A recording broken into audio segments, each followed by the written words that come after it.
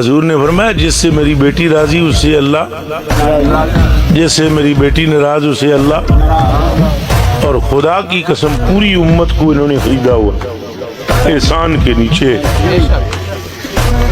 پتہ ہے جب ان سے نکاح ہوا مولا علی کا، نکاح کس نے دیا حکم؟ اللہ نے اونچا بولو، پھر بولو۔ حضور فرماتے ان اللہ تعالی امرنی ان ازوجک من علی ابن ابی طالب، او میری بیٹی مجھے میرے رب نے حکم دیا کہ تیرا نکاح میں علی کے ساتھ کر دو۔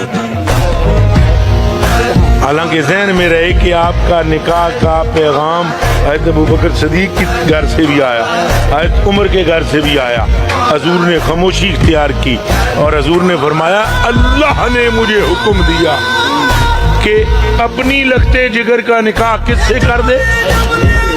صاحبزادی نو بلا کے مشورہ لیا، دست یہ تیرا حق مہر کتنا رکھتی؟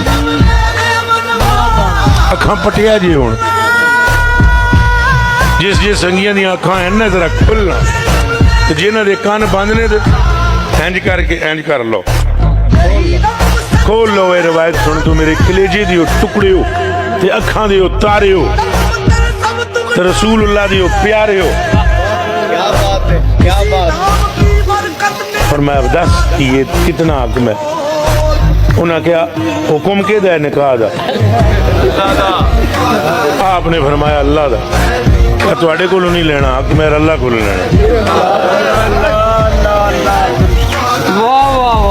اپنے رب سے بابا پوچھئے جو میں حق مہر مانگوں وہ دے دیں گے؟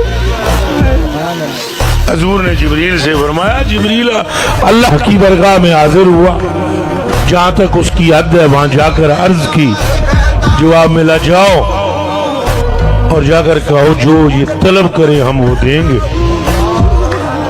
جبریل امین نے آ کے عرض کی، حضور نے اپنی لگتے جگر نور نظر کو بلایا اور فرمایا میرا رب تو فرماتا جو تو کہے وہ دیتا ہوں، اب مانگ کیا مانگتی ہے؟ کہا بابا راتوں کو مسلح پر پھڑکتے تڑپتے آپ کو دیکھا ہے میں، اور جتنی میری عمر ہے میں نے آپ کو اتنا روتا ہوا کسی کے لیے نہیں دیکھا جتنا آپ گنہگار امت کے لیے روتے ہیں۔ تو مجھے رب نے آج موقع دے دیا ہے، آپ اپنے رب سے کہیں میری لگتے جگر کہتی ہے میرے حق مہر میں میری امت کے سارے گنہگاروں کی بخشش کر کے جنت عطا کر دے۔ ہمارے رسالت